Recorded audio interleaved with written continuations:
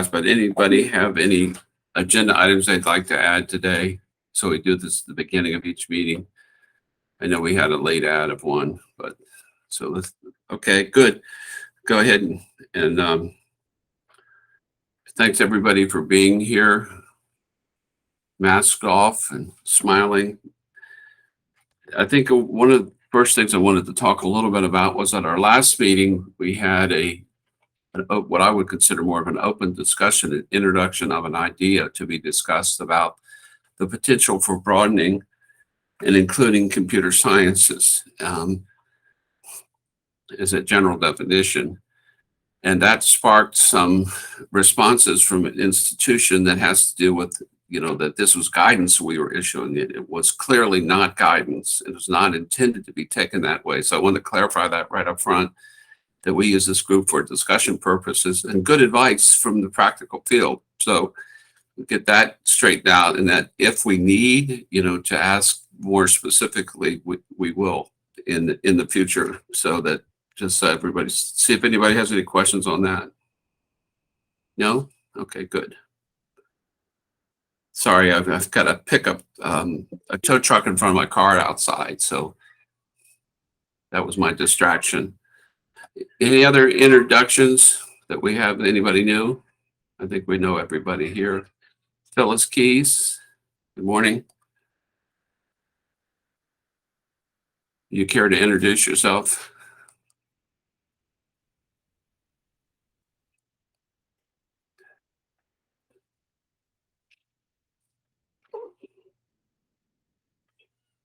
And Phyllis, you must be on mute.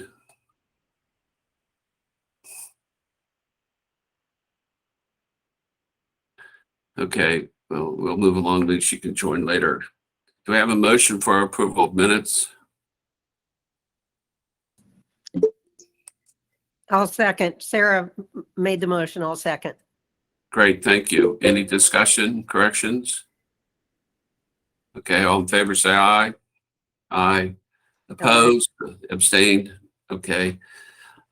Let's turn it to Emily, who's got a presentation from the College Board for us.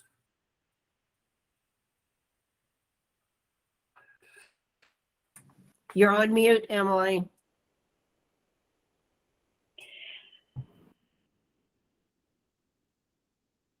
We still can't hear you, Emily. Can you hear me now?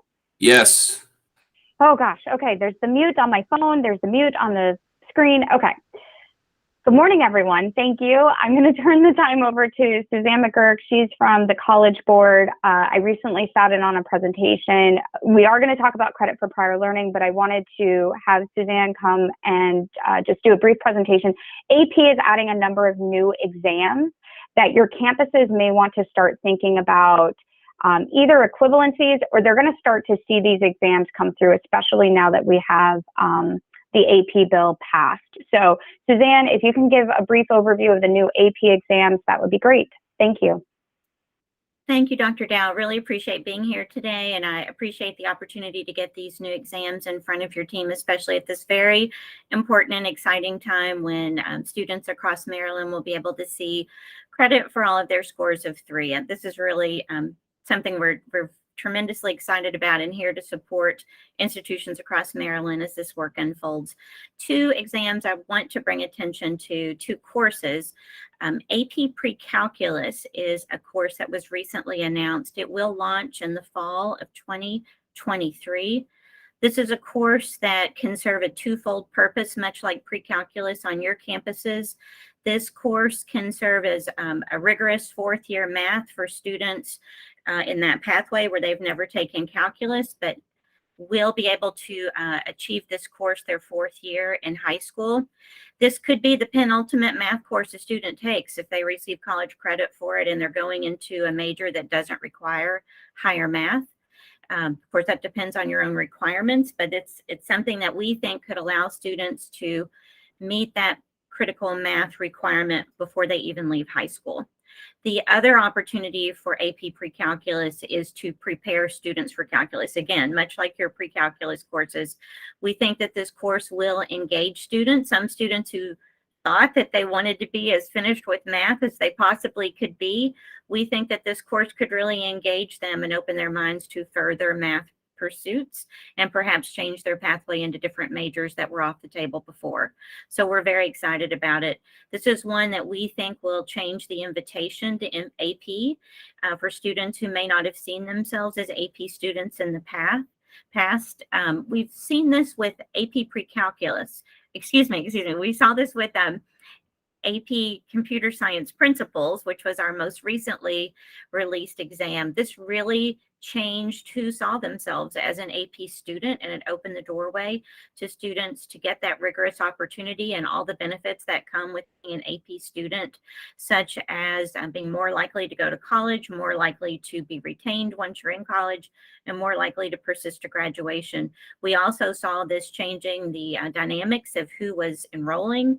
The demographics of this student were extremely expanded. We saw a great boost in under-enrolled students, underrepresented students interested in computer science. We also saw more women in computer science, and all of those things have led to more students of color and more women choosing computer science as a major in college. And so we really think that pre-calculus stands to have the same kind of benefits for students. The other course that we are still in the consideration for, and we are seeking higher ed support for this course as we make a decision about whether or not to launch it, is AP African American Studies. This is one that we have been considering for 10 years. 10 years ago, we could not get sufficient higher ed commitment to award credit for this course, but we definitely have seen a shift in the higher ed landscape. We know that there is interest in this. We know there's interest in this in high schools. So we are launching a pilot this fall of 62 high schools. We expect to have at least 250 high schools for a second year pilot starting in 23-24. We think that could go as high as 500 given the tremendous excitement we're seeing it across high schools. So with AP African American Studies, you will start to see scores for this from the second year pilot in the summer of 2024. This is one that we really think will change the invitation to who sees themselves as high school AP students. We know that there is tremendous interest here from the from the high school African American community. The potential for this course to change the landscape for who's including themselves in AP is tremendous. We've worked very hard at the College Board to expand AP to high schools where we have predominant students of color. And so we know right now an African American student in the United States is more likely to attend a high school with an AP program than a white student or than an Asian student. But we also know that African American students are less likely to actually enroll in the AP courses. So we think this course will really open that door for students to think of themselves as AP students and want to be engaged in this. And we think that that will really expand the type of student who's in AP and that type of student who gets all of the resulting benefits. A quick note about other things. I did a quick glance at AP credit policies across the state of Maryland, and I noticed there is almost no credit award right now for AP Capstone. That's AP Research and AP Seminar. These are two exceptional courses. The students who complete these courses are definitely students that you'll want to see on your campuses. They're students who will know how to write, they'll know how to research, they'll know how to present, collaborate, they'll know what a good source is, what a bad source is. We think that these students are definitely ones you'll want to see across your campus. And Emily, as this work unfolds, we're glad to provide more information so that you can figure out what might be the appropriate credit award. Even elective credit for AP Capstone can be meaningful for students. So we're here to support that work in whatever way that unfolds. And I'm glad to have address any questions anyone may have. Thank you very much. Thank you, Suzanne. Any questions? Sarah? I'm just curious, and this isn't specifically related to what you're just talking about, but how do you determine the content for your AP courses? Like, what is the process by which you decide? Because I think that has to directly be related to what we offer credit for in terms of curriculum, that we know what happens at the high school level, but not what happens when it's driven by the test. Can you talk about that a little bit? Glad to talk to that. I think it starts with how do we decide what the next subject will be when we're thinking about new AP courses and exams. And the way that we start this is with surveying high school principals, superintendents, AP coordinators, AP teachers, and students to say, what do you wish we offered? And then we also, equally important, look and see what the higher ed landscape is. What could we legitimately offer a pipeline to further study? We look then at what does an introductory course in college look like in these subjects. With African American Studies, for example, we convened faculty panels. We did one-on-one conversations with department chairs across African American Studies departments. We had about 100 such conversations, and we took a deep dive into what the syllabus is. We looked to see, there was a lot of conversation. Should it be African American history, African American studies, ethnic studies? All of these were on the table at some point, so we really had to distill that down and make a decision. Then we convened 160 plus faculty members from across African American Studies from across the country. We had that meeting in March in DC, and we had them look at the course framework, which is about an 80-page document defining what the units would be, what the contents would be, what the pacing would be to make this work in a high school setting. And we took their feedback from March and made some edits to the course and relaunched that framework in May. And Emily, I'll share that with you so that you can share it with the group. But it does give a great detail about what will be covered in this course. We had tremendous response. It kind of makes you nervous to bring in 160 plus experts in the field and say, what do you think of this course? But what we overwhelmingly heard was, get this right. This is an important course. This can change the discipline and landscape in our country, and this can change the pipeline. So many of these faculty members said they had never knew that African American Studies was an academic discipline until they got to college. So we think introducing this as an academic discipline in high school really will go a long way into changing the landscape. Thank you so much. Phyllis? I had a question about the research seminar type of course. So is it more of a course, is it just a test, or do you have a course? And does it focus mainly like on hypothesis testing, probability and statistics, or will it be content specific, like research on business or research on science? So there are two different courses. It's a sequence of two courses. Students would start with AP Seminar, and this is a course where a teacher can choose a theme for the class. So for example, a teacher may choose a theme. They could choose a theme like water conservation, or they could choose a theme. We saw this before we thought about doing African American Studies. We saw many teachers were looking at the African diaspora, but a teacher can choose a theme. Students then decide what element of that theme they want to talk about. So some students might look at the theme from a political point of view. Some might look at it from an economic point of view. Some might look at it from social services point of view. There could be all different, just depending on what the topic is. Students then are assigned into groups to do a group project.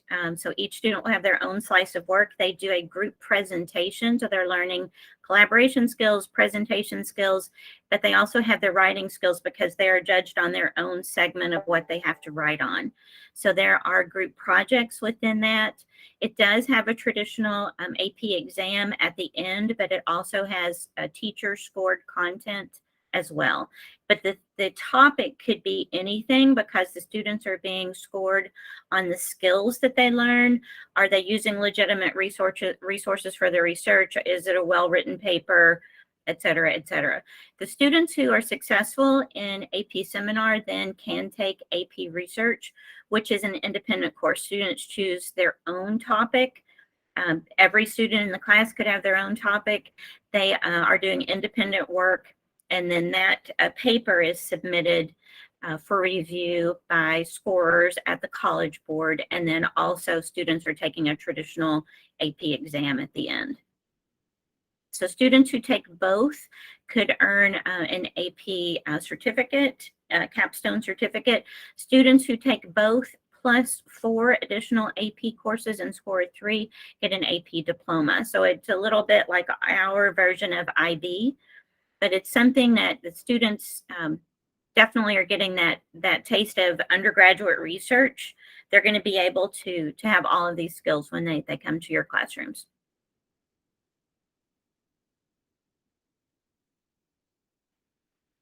Thank you. Any other questions for Suzanne? Okay, great. On that note, if it's okay, I'm going to jump around our agenda a little bit because it's a good segue to talk about House Bill 966, academic credit for prior learning exams. This is the bill that would require campuses to accept a 3 on the advanced placement, along with a minimum score of 50 for CLEP, and then we'll have to figure out Cambridge and IB. The real update that I have for you is we will treat this much like we did with transfer. I'll send out a request to segment heads to identify individuals to represent segments as we draft regulations and guidance. And then we'll circulate a request out for a doodle poll so that we can get 2 or 3 meetings on the calendar for at least the next summer months. So expect something of that in the next week or 2. Just realistically, we've had to close out a couple of other projects before we could really put our agency's attention to implementing House Bill 966. So on that note, any questions on House Bill 966 or immediate concerns? Now, Emily, before we jump to that, I'd like to ask Suzanne to, if you would, share your email in chat so that someone who has individual questions, they can send them direct, and we'll try to participate in that too. Thank you. Go ahead, Emily. Yep, that's all I got. So stay tuned for more on House Bill 966. And we'll work on that. That'll be something our agency will work towards. What I'd like to be able to do is have revised regulations by the end of September for the October commission meeting. We will tackle credit for prior learning in a broad sense along with House Bill 966 so that we can include some language around military credit, things like internships, other non-examination credit for prior learning, and clean up our regulations. Our regulations are not very clear or consistent, again, much like what we did with transfer. Okay. Yes. Yes, Emily. So then with some of this being delayed, when does this all go into effect? When will the regulations officially go into effect? Right. So the law says that campuses need to have policies in place that align with the statutory requirement by October 1st. How I envision it, our regulations will fill in. The law is pretty clear, particularly for AP and CLEP. The gray areas are 3 things. IB, International Baccalaureate, and Cambridge. Those are kind of the gray area that we're going to need to fill in. The third gray area that we need to fill in is when an institution says that they would like to require something higher than a 3 on a particular AP exam. The bill says that there needs to be evidence. And so we're going to have to kind of work through that. What does that mean? What does that look like? And what's the agency's process to approving an institution? So that's all to say the bill is in effect. Institutions need to have policies in place by October 1st. Our regulations will fill in that gray area that the bill does not address. But just to follow on that, if we were to want to make that appeal for any of them, how do we stay in compliance between now and whenever that policy, the way it's going to be designed? How do we do that? Yeah, so we're going to have to figure that out sooner rather than later. And that's what we'll do with the work group. So I know that's not an answer, but that's the best answer I can give at this point. So we'll get that group up and going as quickly as possible so that we can work through that minutia. Brad, I see your hand is up. Yeah, these are all good questions, Emily. And I heard you say something regarding internships and getting credit for internships. Did I hear that right? Yeah, so we want to be able to revise. So we have a very, very small section right now of regulations that deals with credit for prior learning. And it actually confounds things like competency-based education. It's not a good, well-written section of regulation for our day of age. So along with House Bill 966, I'd like for us to take a more global attempt at redoing those regulations around credit for prior learning. So unofficial internship, right? Campuses that are like, yes, you have learned something through some kind of unofficial capacity, and we want to waive you out of a course and award you credit for prior learning. What does that process look like? Right now, campuses have to get approval from MHEC to do those kinds of procedures and policies. So I would want to open that up to the work group to identify, is that appropriate? Do we really need to do that? What are the standards for that? And how do we go about making sure that campuses maintain quality, but that there's consistency without overburdening the campuses for these kind of unique situations and maximizing opportunities for students?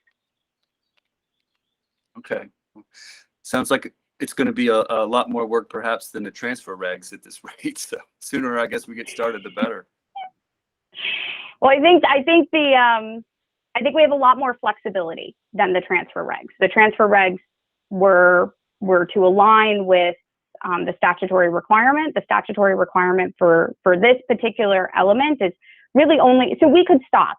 We could just stop at the examinations, the 4 examinations listed in the bill of advanced placement, CLEP, Cambridge, and IB. I think we're shortchanging ourselves if we're like, great, we're done with credit for prior learning, because we know our campuses do a lot more than those standardized examinations when awarding credit for prior learning. So let's take this opportunity to kind of reflect on all of that and consider what changes need to be made in the regulations. So I think we have more flexibility in doing that work than in the transfer regulations. Tony, and then we'll go. Hi, Emily. I just have Yeah. the question about IB and Cambridge.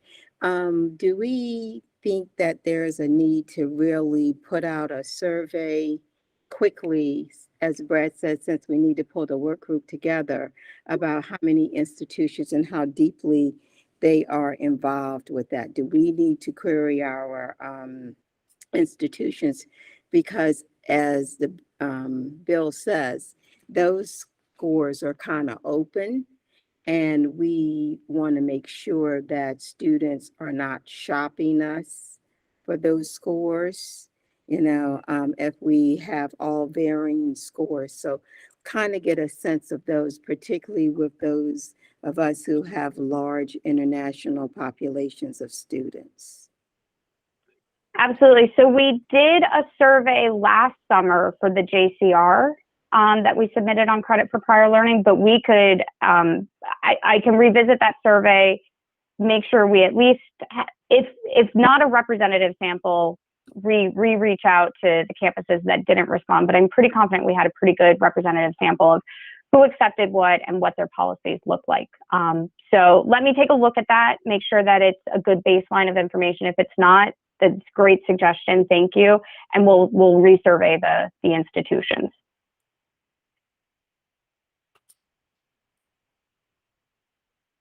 Yes, Provost, you. Yes, my question is about the academic credit for prior learning.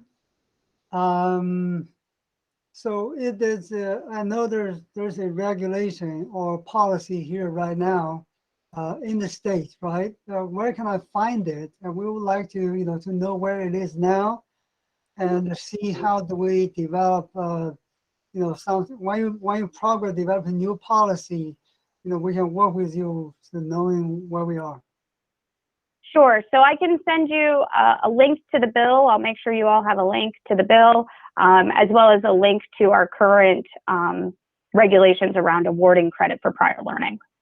Okay, thank you. I will send you that information either in this meeting or right after.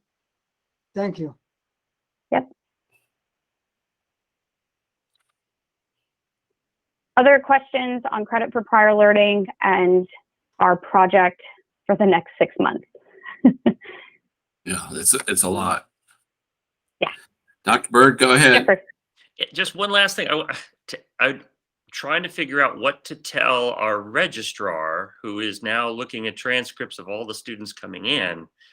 If we wanted to be able to submit, right, for some sort of exemption, what do we do between now and the time that particular procedure goes into place? Because these students are trying to get their credits accepted, and we don't know that we are. We just need to know what that procedure is going to look like, and if we even wanted to attempt to.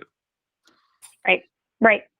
Yes, I think that's, so I hear you. We'll make that our first discussion item when we pull the group together, is figuring out the procedure, particularly for AP exams when institutions want to require a higher score. And Dr. Bird, I'd curious to know, what does your institution do now? Well, at the moment we take 4s and 5s. So that's Okay. the difference. And we don't know that we were going to apply for exemptions. We just want to know what that procedure looks like. Yeah, I know last year's survey indicated that we did have a range of what institutions were doing. So we haven't captured accurately all of that yet.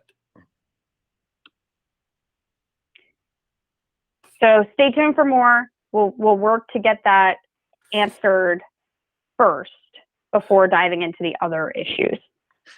And for us, it would only be 1 or 2 courses. It's not, we're expecting to go to Right. 3 on virtually all of them. It's just if there were particular situations where it might be required of us. And that's where I think you're absolutely right. That's where we need to provide really good guidance, because it may be specific courses for specific majors, specific AP exams for specific majors. And so we're going to have to just figure out what documentation do we need?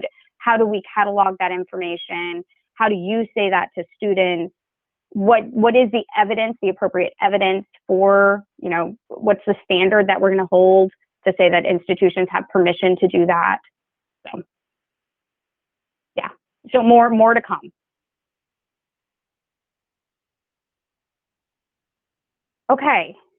Since we talked about transfer, let me go backwards to go in again out of order. Thank you, Suzanne, and thank you for joining us. Transfer regulations. So the transfer regulations went out for public comment. We have received some public comment that we are working through.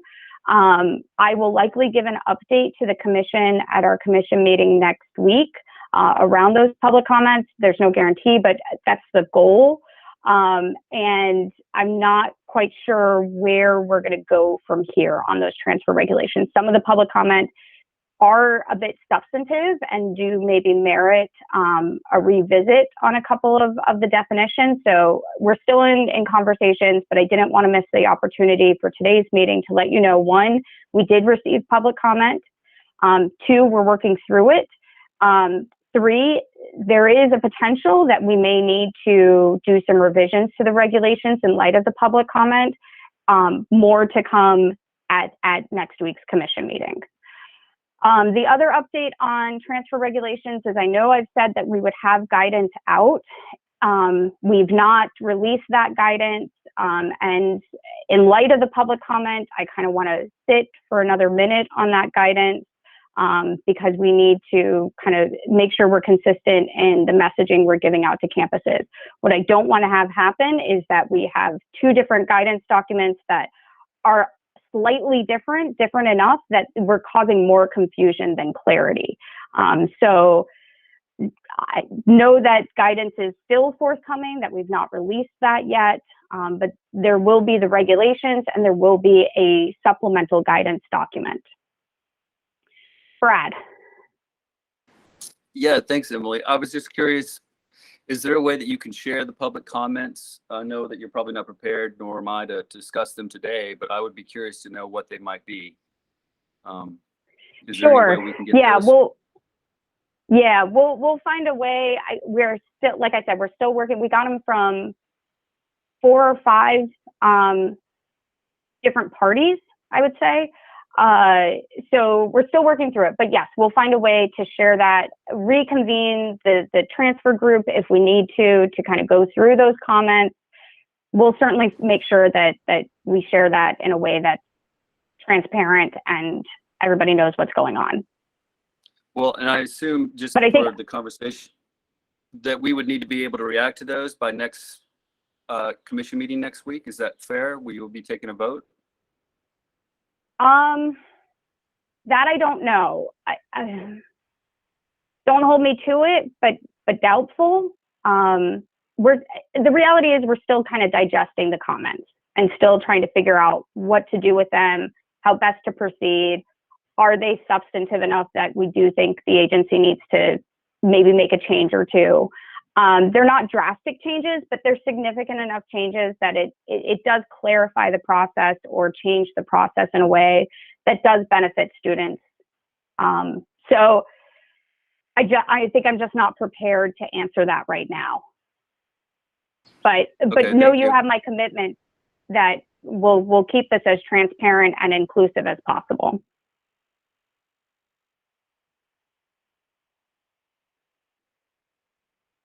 Any other questions on transfer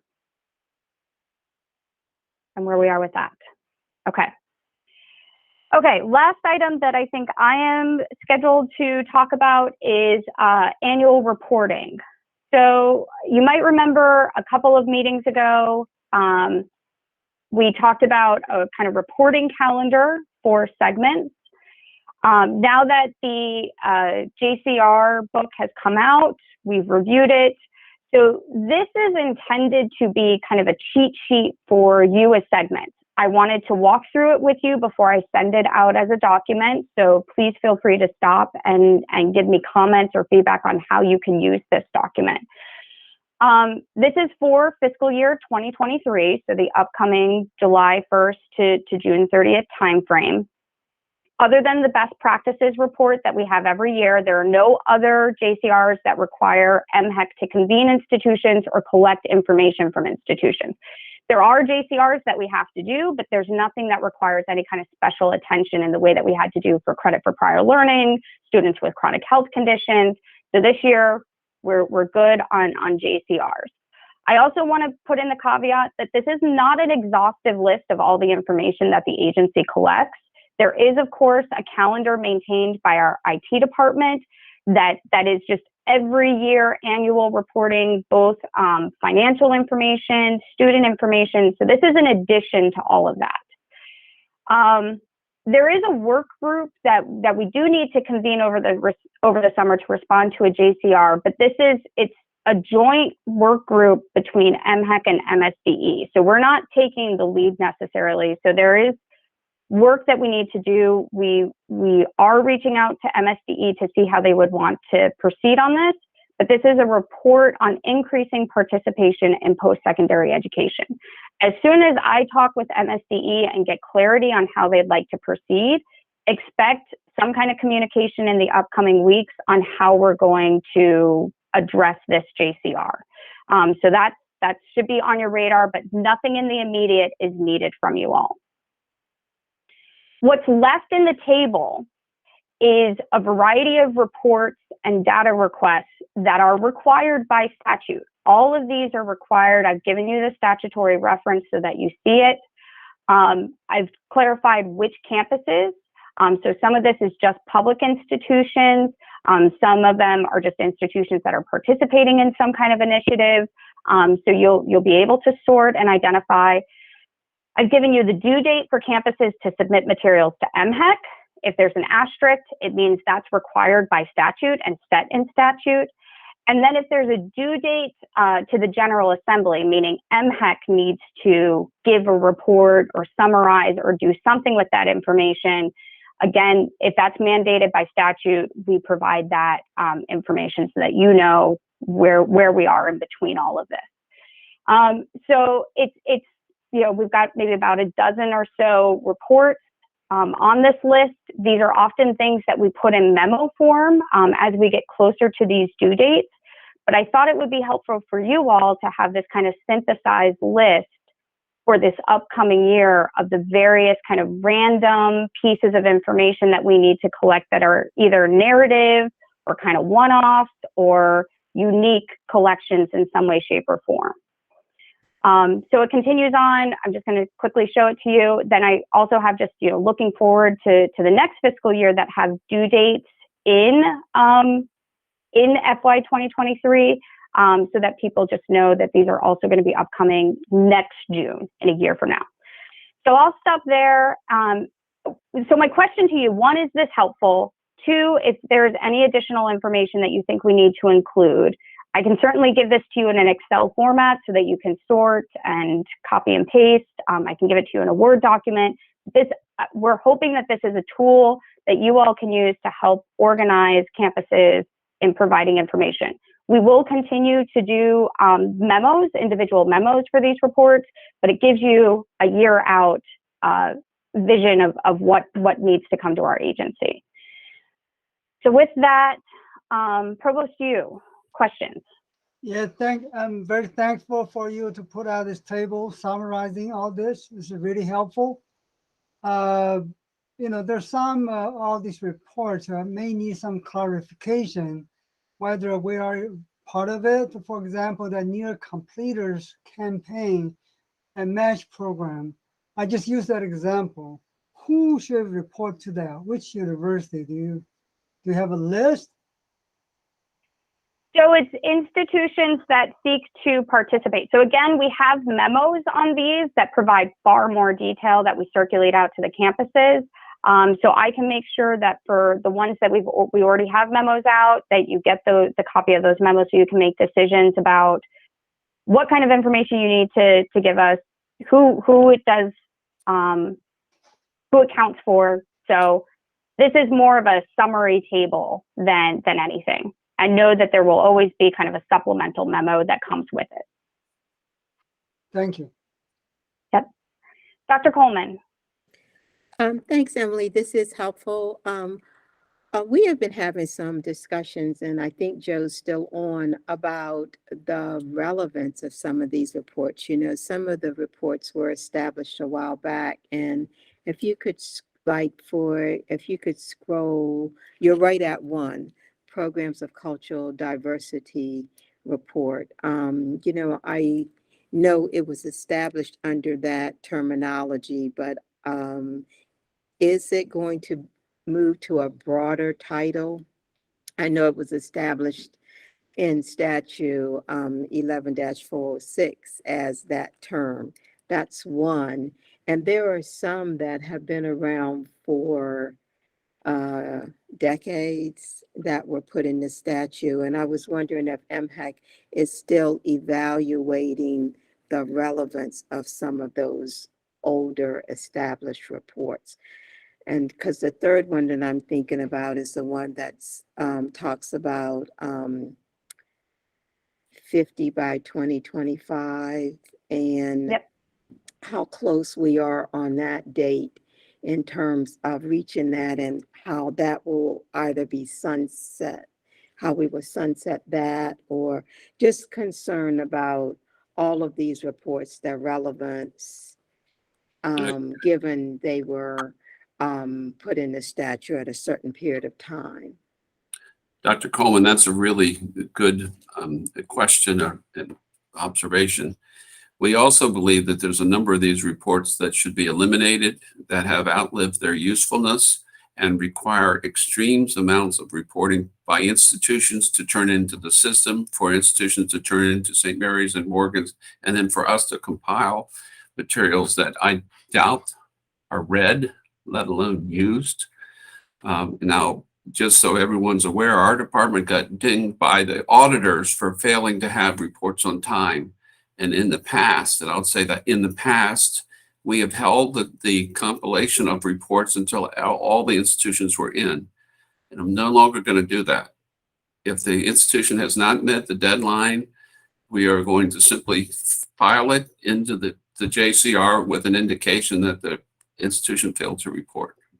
Simply because we don't need to get a reputation of not being able to produce our reports are being the fault of information not being provided to the legislature.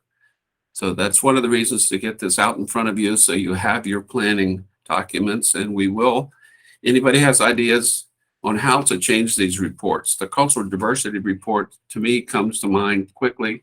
What institutions by best practices have been able to narrow the gap in matriculation and graduation by looking at programs, and then just simply say, give us an executive 1-page, 2-page bullet points of what was the effective program so we can share that with others, that type of thing, versus a narrative of individual reports from institutions that hundreds of pages.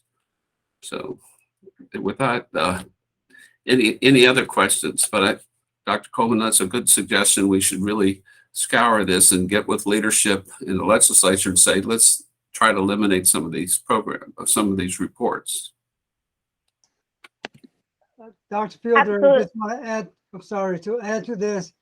Yes, if you give us the instructions, so you need only bullet points. So that's a very welcoming suggestion. So I love the bullet points than 100 or 100 pages of report. Yes. Absolutely. And I will also share, yeah, we've definitely had those internal conversations on what do we need to collect, going back to legislative intent for some of these reports so that we're not burdening campuses with collecting information that, to Secretary Fielder's point, no one's reading, no one's really digesting. So we are taking a very active approach.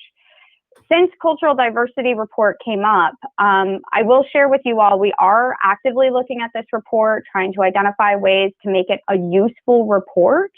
And so we will be circulating a very short, very, very short survey, 3 or 4 questions about the utility of this report, how campuses maybe try to leverage this report to document initiatives around diversity, equity, and inclusion.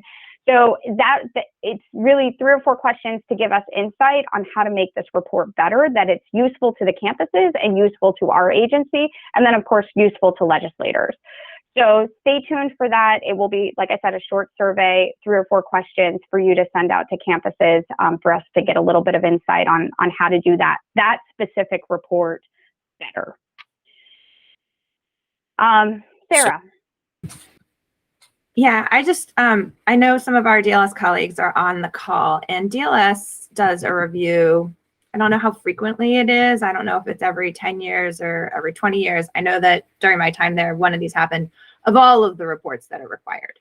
And it's a pretty extensive review. And so I'm wondering if maybe it's worth coordinating with DLS to see when the next time is that they're going to do something like that, because this isn't something that's unique. Reporting things that are either, to your point, Tony, out of date or, overly informative, for lack of a better term, is not unique to MHEC and higher ed. So I'm wondering if there's a larger conversation. I can remember one year there was a bill that eliminated easily 50 reports. So I'm wondering if maybe that's the correct route to do this. And Sarah, that's what I was thinking. Unfortunately, I remember that bill too. And I know that DLS and DBM do review their reports. And we were just hoping that they would not forget MHEC and the reports that we have, because oftentimes many of the other agencies have, a more robust change, but we do now. Higher ed has a very high level of robust change. And my point to that was hoping that to give support to the secretary and Emily to see if the same things could happen for us. And as some reports are to be sunset, that we know and have fair warning that they are going to be the sunset is put in place and we don't get MHEC in trouble. Thank you. I like that last comment too. Yeah. Thank you.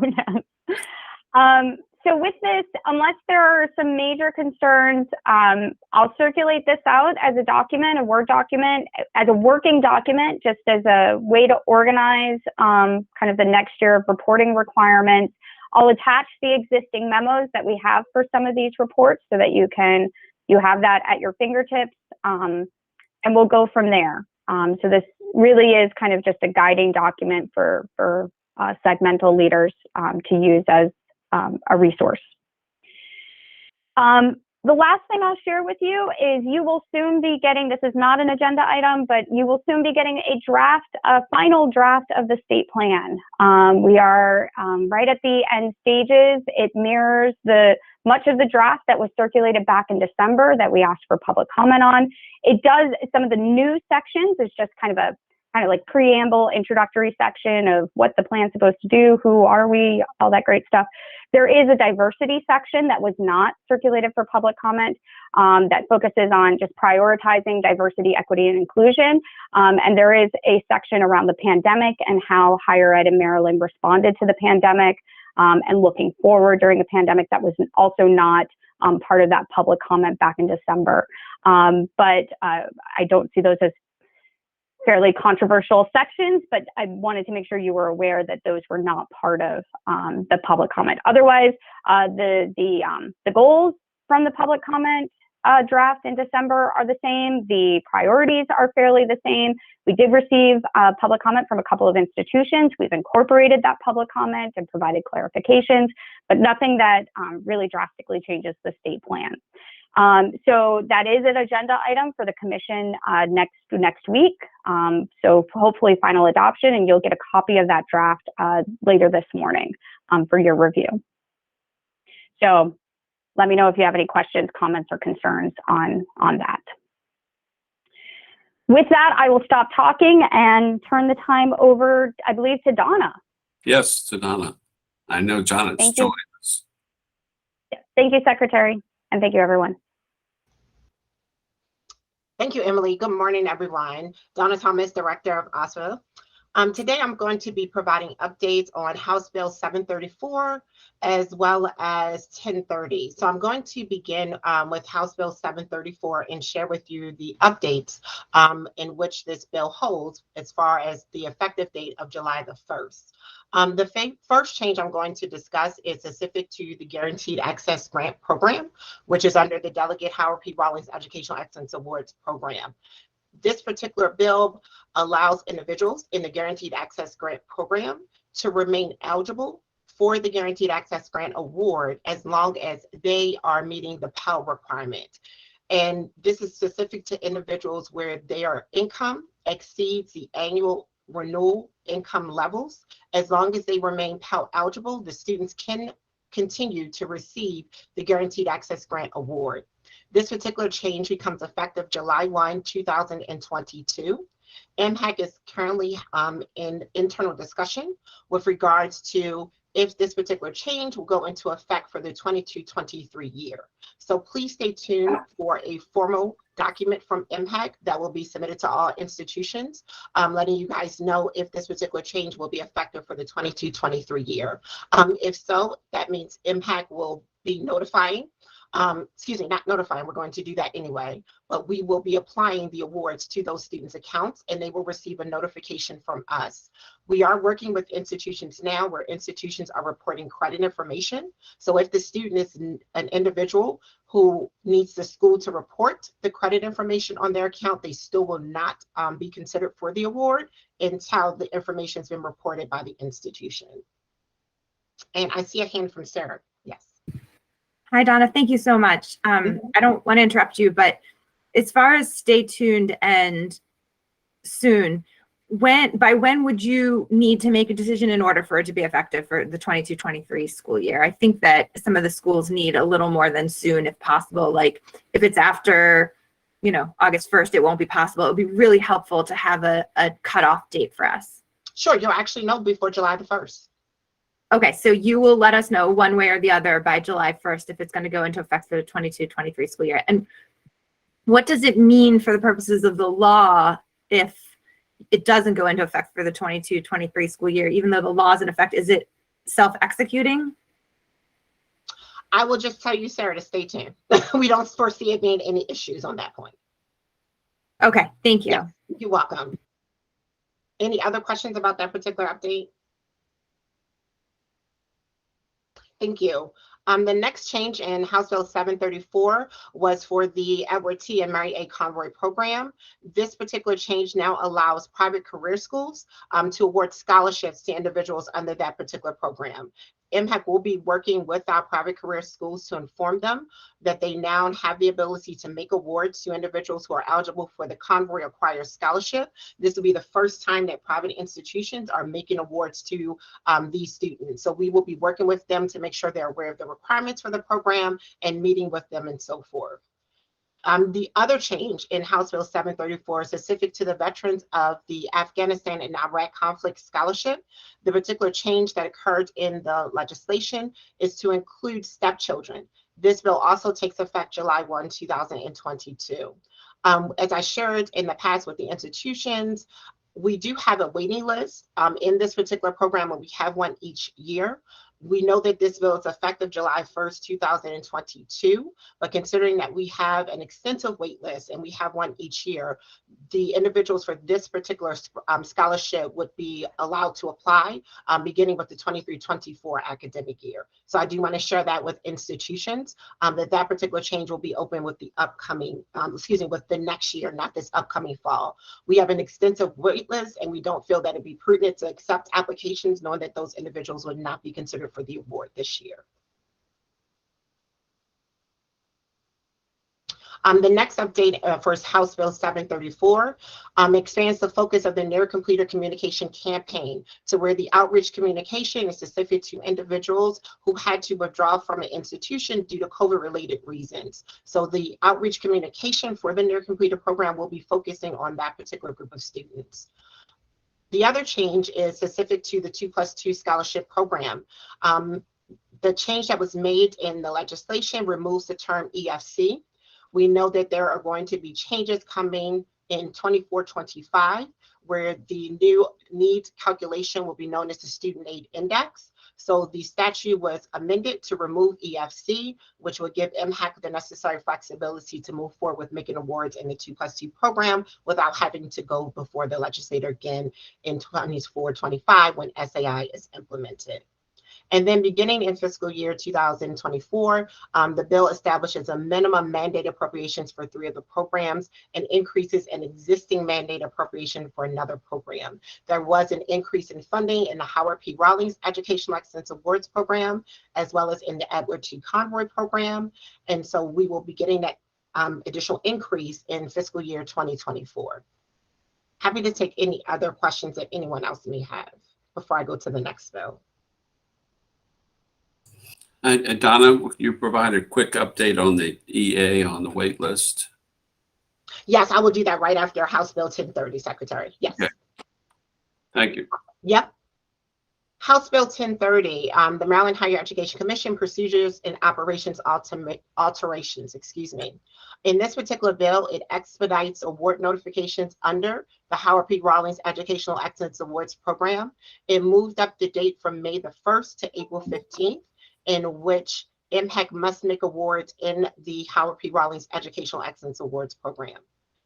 It requires the Maryland Higher Education Commission to use the funding provided in the fiscal year 23 operating budget to design and implement a unified scholarship application as specified in the bill to replace the current MDCAP system on or before July 1st, 2025. So this will require a new financial aid management system that will be effective July 1, 2025. Also, there were changes to the open meeting of MHEC to be publicly streamed and archived as specified. It authorized tax information to be disclosed to MHEC, and it expresses the intent for the General Assembly that MHEC be reorganized to establish the Office of Student Financial Assistance as an independent agency in fiscal 2024. And the bill takes effect July 1, 2022. And Antoinette, I see a hand from you. Good morning, Donna. I just want to know what the change in the date from May 1st to April 15th, what has the FAC committee worked through? Just a high level, just for everyone to know what the FAT council was seeing with this date change. FAC brought up their concerns at the last meeting and said that they would like to be a part of the conversation with regards to if there will be any changes internally with any of our deadlines, specifically for the Guaranteed Access Grant Program. Internally, MHEC is still analyzing the bill, so that will be a subject that will be in a forthcoming Financial Aid Assistance Advisory Council meeting to discuss. Yeah, because my biggest concern is institutions making that April 15th deadline with all of the processes that they must go through for the different programs. So it would be most helpful if we could get a sense of what you're seeing. We'll talk to our financial aid directors that are not on FAT and provide you with any information. But this is, it seems like it's only a 2-week change, but for our larger institutions that, well, they're not necessarily larger, but ones that process a lot of this is huge, this 2-week change. I absolutely agree with you. I will say right now for the GA program, the priority deadline date is April the 1st, in which the applicant must submit the required documentation. So moving up the timeframe in which MHEC must make awards to April 15th, it does create a really tight window to continue to have that as a priority deadline date. So that's why that discussion will definitely be forthcoming with FAC, and we'll definitely continue to provide updates to the segment on that. I saw another hand, Brad. Yeah, hi, Donna. Good morning. I'm really interested to know a little bit more about the process that you're going to be going through when it comes to revamping the financial aid system. You had just mentioned that there was a new system. It seems like a really good opportunity. I think there was money put in the budget to allow you to do so.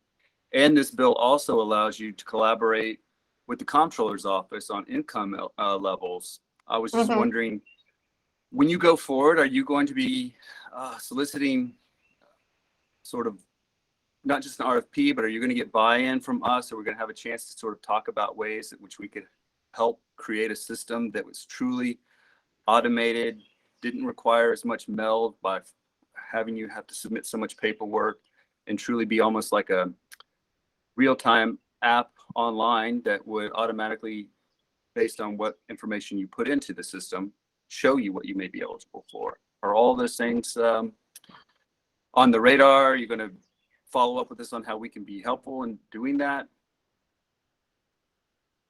So Secretary Fielder, I hope it's okay if I take a moment and just mention some of my personal news. Is that okay, Secretary Fielder?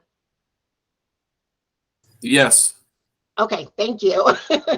I just want to say, Brad, I can't speak into what's going to happen in the coming months or in the years to come because I will be leaving the agency in the next few weeks. But I do know that for the process to secure a new system, it will go through the request for proposal. And similar to how, while I've been in this role, we have coordinated with FAC, I would anticipate that the next director, as well as the agency, would continue to have those conversations with FAC, as well as the institutions to pull in their feedback, such as process improvements for the MDCAP system when it comes to utilizing rosters, as well as working with research, because this is a great opportunity to build in a new format, which it can be more accessible and feasible to both our internal and external stakeholders. So I would anticipate that it would definitely be a lot of collaboration in the coming months just to have that discussion, as well as follow up with the comptroller's office. I know, Brad, you were at the meeting that we had with them, I think was right before the pandemic, when we explored the option to utilize the information from the comptroller's office. So I would anticipate that conversation would also continue. So that way we would know exactly what the comptroller can provide to MHEC to be able to have that data match process. Wow. Well, congratulations, Don. I don't know if it's the workload that you see on your future is a deciding factor of you leaving, but congratulations, and I hope you're off to bigger and better things. Thank you. Thank you. Brad, as you know, it's never a dull moment on this end. Hey, No, Brad, you're right. Brad, I thank you for noting Donna has been such a tremendous resource for everyone in the state.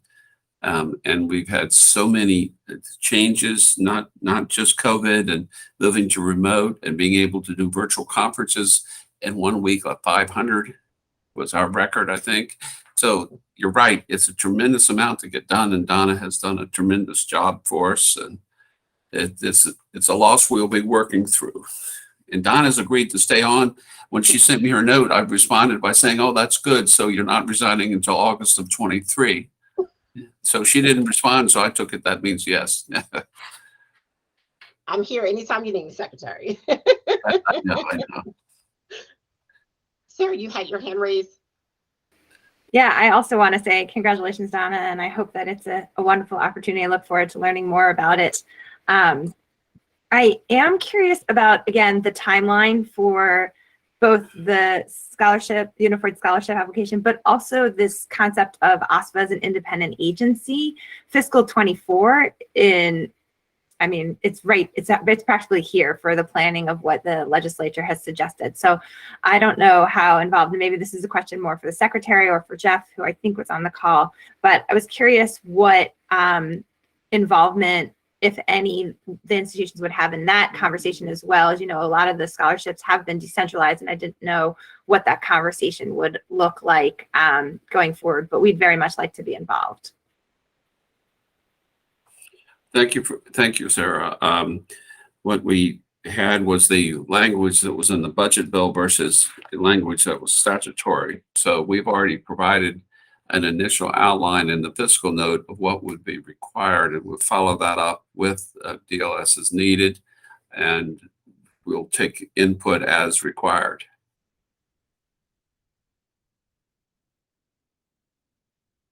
But the report, Jeff, if you're on, I don't think the due date is until December. Correct.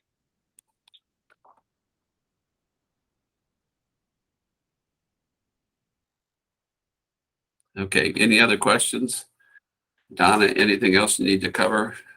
Yes, I would like to provide an update to the segment that in fiscal year 2022, Impact was able to fully fund and award all individuals that was on the EA initial wait list. This is the first time in a number of years, I believe since 2014, when we had the excess of funds where we were able to get through and award all eligible students up to our designated EFC cutoff for the year. So we are extremely excited about that and wanted to provide that update to the segment.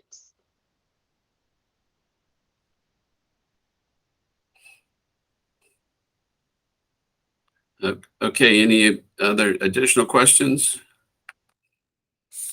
Do we have any member updates that anybody would like to update on?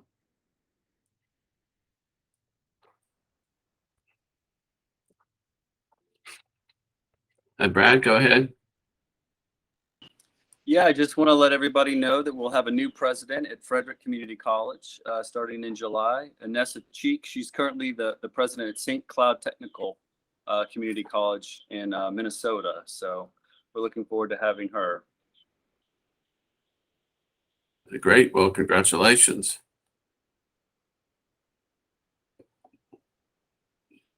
Any other updates? Morgan or St. Mary's of the system? Okay, well, hearing none. Our next meeting. Oh, shoot. Let me see if I can pull this up. It's September 19th. September 19th. There we go. Thank you. Yep. I couldn't get to the bottom of the note fast enough. All right. Okay. Stay tuned. We've got a lot going on, even though everybody says, well, higher education, there's nothing to do in the summer. They forgot to tell us about that. I know Joe and I have talked about this in the past, and everybody on this call understands it's just like some people think, well, this is the time to just ask higher ed for more stuff and that there's nothing going on. So we'll be dealing with it. So thank you all and stay safe. And thank you for what you do. Bye-bye. Thank you. Thank you.